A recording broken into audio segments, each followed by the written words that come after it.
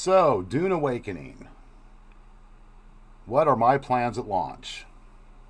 And what I'm talking about is what are my plans in regards to doing a speed run or doing the laid back approach. Now, believe me, I have watched more than countless hours on of different videos showing speed runs, advantages, disadvantages, and the same goes for starting out the game laid back. Now, honestly, I was opting more towards a speed run, primarily because, yes, I wanted to get a advantage, strategic advantage of maybe getting to some better materials, getting a complete dope location for a base. But the more I got to thinking about it, I've actually decided I'm going to start my first experience with Dune Awakening as a laid back player. The thing I like about Dune Awakening is you can pretty much play the game any way that you want. Meaning, if you don't want to engage in PvP, you don't have to. If you want to play the whole game solo, you can do that. If you don't ever want to go to the deep desert, you don't have to. You see, I want the immersion when I first start the game. No stress experience. I want to take the time to be immersed in the lore of the Dune universe.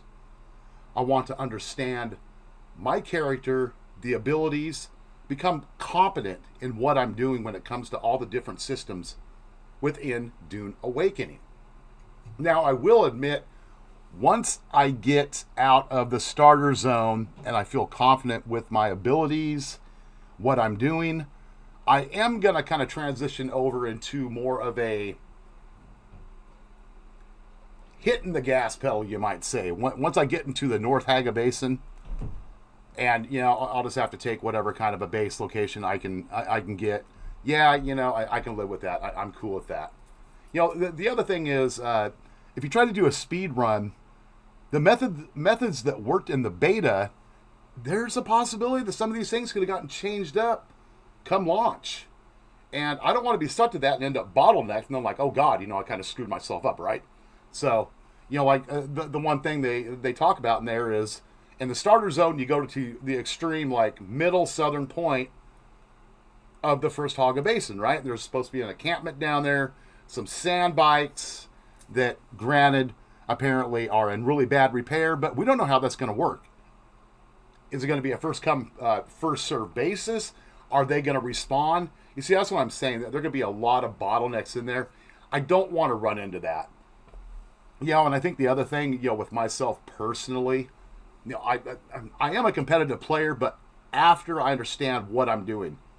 Because, I can't be good in a group if I don't understand my class and how every system works. That's why I'm going to start laid back approach, go through the tutorial, and get things figured out. Now, once I do transition from learning that type of stuff, I'm going to be more open to being in a group, getting into a guild, and doing stuff. But, honestly, coming from Throne and Liberty, oh, man, I can tell you, I can already feel the weight released off my shoulders making that decision to let Throne and Liberty go, coming into Dune Awakening. And then, of course, other games that are coming up, Chrono Odyssey. Yeah, it's just a breath of fresh air. And any of you that are on that same boat, that you've left Throne and Liberty, are going to leave it and come into the Dune universe, you can fully understand what I'm talking about when I talk about that weight lifted off my shoulders. I don't know what it is about Throne and Liberty. Other games, they demand things of you. But, my approach on launch of Dune Awakening, and yes, I will be playing the early version there, June 5th. I'm going to start the layback approach. So you all let me know in the comments below what approach you plan on using, your opinion about the pros and cons of those different approaches as far as starting Dune Awakening. And I'll see you in Dune Awakening on June 5th. Till then, keep safe and peace.